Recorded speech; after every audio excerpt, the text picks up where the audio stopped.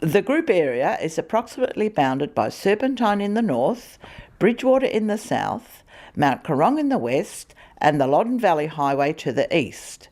The Loddon River flows in close proximity to the eastern boundary. During January 2011, major flooding heavily impacted on our group.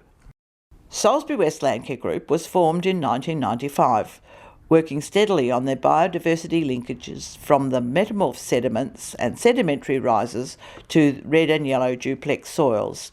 Our mission: as a locally driven community group, we are taking responsibility for the way we live in the landscape to ensure a healthy environment that supports a sustainable future. Mount Korong Landcare Group formed in the early 90s and has a stronger cropping production and land protection focus. Some 25 farmers live where the granite rises meet the riverine plains. The Salisbury West and Mount Korong Landcare groups have come together to form our soils group. The group area is comprised of 4 broad landform and geological types, which support soils with a range of capabilities and susceptibility to erosion. The geological units comprise alluvial plains, sedimentary and granite rises, and metamorphosed sediments. With an average rainfall of 450 mil, dryland farming incorporating cropping and sheep are the main enterprises, with some Loddon irrigation. The impact of drought, climate variability, water shortages, loss of crops and pastures with short growing season leaves the area prone to wind and water erosion. In determining our priorities, protection of topsoil and soil fertility need addressing for more flexible decision making and techniques to improve returns and sustainability. In responding to these challenges, we needed first to assess the health of the soil, then set up demonstration sites for cropping and grazing management, with a few new windbreaks. To understand new thinking, we conducted field trips, paddock inspections, engaged guest speakers while forming a farmer-to-farmer network for information and results sharing. Responses to challenges for improving soil health and capturing maximum soil water led us to investigate no-till cropping, stubble retention and precision farming GPS technology. Individual trials of a variety of technologies combined with site visits, field trips and farmer-to-farmer discussion is getting the message spread within the group. Continuing baseline soil testing, training and knowledge attainment about sustainable land management is an important aspect of the project. Group activities have included a range of technical workshops and farm visits, covering areas including building soil carbon and healthy soils, soils results interpretation, and opportunities for carbon farming. Doris Blasing attended a full-day on-farm workshop to assist farmers interpret their soil tests and gain a greater understanding of how to capture soil carbon. 14 farmers attended this day and took home many key messages.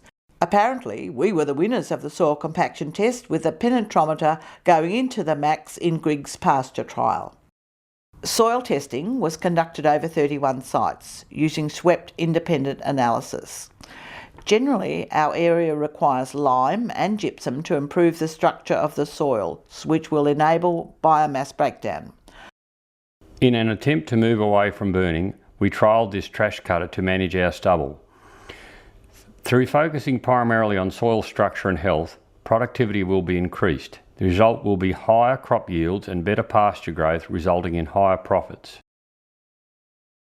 In July, we took a bus trip to Horsham for the No-Till Seeding Expo. The field demonstration display of the latest equipment to complement no-till farming with the Ag Guidance planter with double disc openers was interesting. Guest speaker Bill Crabtree impressed us all with his insights and experience into no-till cropping. To address compaction, crusted and less fertile soil following many poor seasons, Mal Isaac conducted an individual trial of 28 hectares utilising gypsum and foul manure in his minimum till cropping regime in an effort to reduce wind erosion by improving soil health, increasing the biomass and capturing carbon. 6 trial sites were established comparing new pasture species under different grazing regimes to determine the best possible outcome to maintain ground cover. A key aspect of our group members is the lack of knowledge in new and existing pasture species, cereal fodders, and the best way to manage these species. San Jolly, an applied ruminant nutrition consultant, is passionate about improving production sustainability and using best practice methods that are practical, achievable, and that are cost efficient.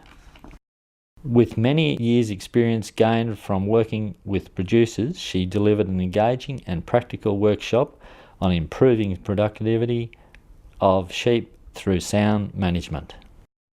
Windbreaks comprised of native species, trees, shrubs and grasses can reduce wind speed close to the shelter belt zone. However, there are trade-offs given that shelter belts create some competition with crops for water and nutrients, affecting crop productivity. Individual grants have established 9 hectares of farm biodiversity in the form of shelter belts over the district.